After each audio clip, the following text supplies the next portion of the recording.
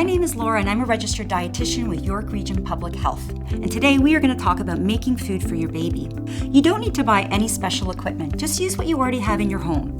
Since babies need more than just purees, a simple cutting board, fork, knife, and blender will help you get the texture you need. You don't need to buy any special food, simply use the food you're preparing for yourself.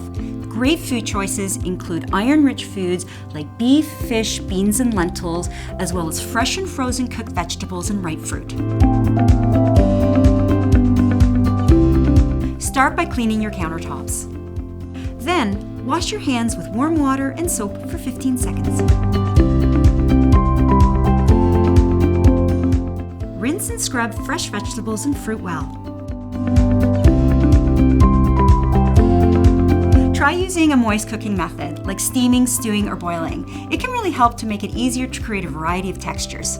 Cook raw meats thoroughly. Use a food thermometer to make sure that you've cooked the food to the correct internal temperature. You're going to want to cook hard vegetables and dried legumes until they're soft so they can easily be cut up or mashed. If using canned beans, give them a quick rinse to remove some of the sodium or salt. Let your baby's eating skills help to guide the textures that you offer.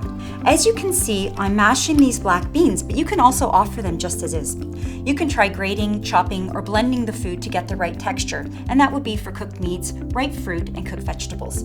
If your baby wants to feed themselves, just make sure you're cutting the pieces small enough to reduce the risk of choking. If you need to add some liquid to help get the right texture, good choices include breast milk, water, or sodium-reduced broths. Remember that babies need to be offered a variety of textures, including minced and small finger foods. Offer what you're eating, simply modify the texture.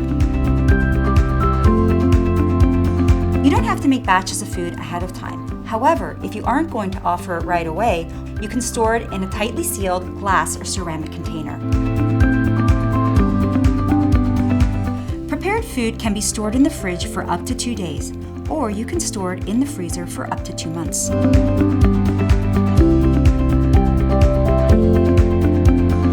Don't forget to stir the food well and check the temperature before serving to prevent burns. If using food from the freezer, thaw it ahead of time in the fridge.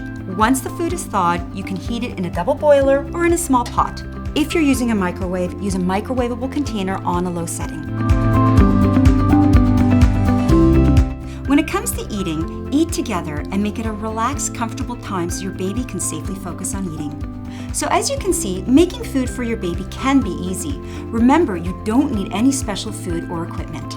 For more information about making food for your baby and feeding young children, visit york.ca/nutrition.